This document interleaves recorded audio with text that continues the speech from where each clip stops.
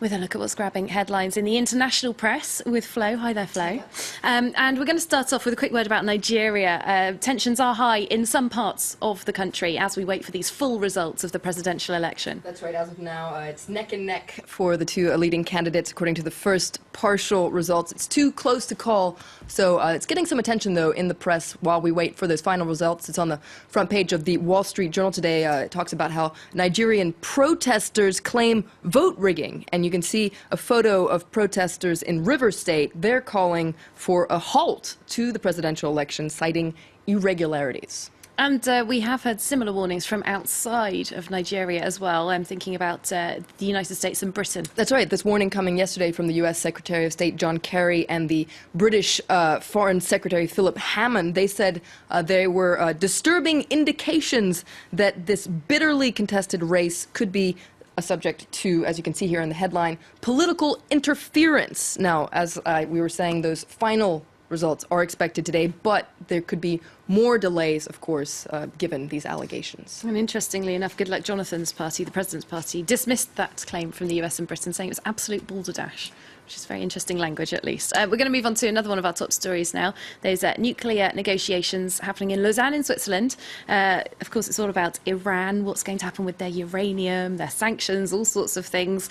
It really does look like it's going down to the wire. It is going down to, well, that's what it looks like, according to a lot of papers. And this very interesting piece today in The Independent that points out that as various officials express optimism or gloom, there are two Middle Eastern countries that are observing this apparent progress in Lausanne with grave alarm, and that is Saudi Arabia and Israel. And I really had to rub my eyes when I was reading this article because it's pretty incredible. It says that these two countries are being pushed into an unlikely alliance as a result of these negotiations. Why is that? Well, it's a question of my enemy's enemy is my friend, according to this article.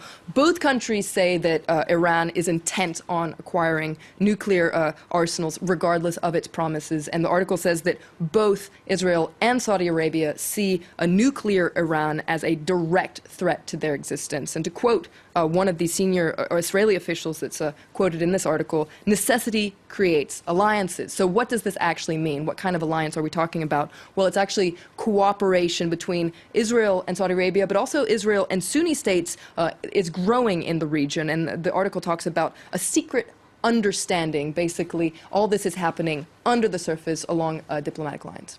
Okay, that's certainly not the understanding of those Middle East relations that we've had up to now, particularly with Benjamin Netanyahu going to speak to American lawmakers about the threat of Iran, is it? And some of the newspapers are talking about how complex Middle East relations are, perhaps not always what we think might be the obvious relationship. Absolutely. It's complicated, and it seems like it's really changing right now as well. There's a very good cartoon in the Washington Post today by Tom Tolles. You can see here it likens the political situation in the Middle East to a Jackson Pollock painting. So very confusing, all these different ties and alliances. And then you can see these two little people looking at the painting saying, who knew he was a realist? But lots of papers are focusing on these changing relations in the Middle East. The editorial of The Independent, if we go back to that British paper, it wonders how far will the seemingly warming ties between Iran and the West, how far will they actually go? Because sure, it seems like there's this historic nuclear deal, there's a united front against the Islamic State group in Iraq and Syria,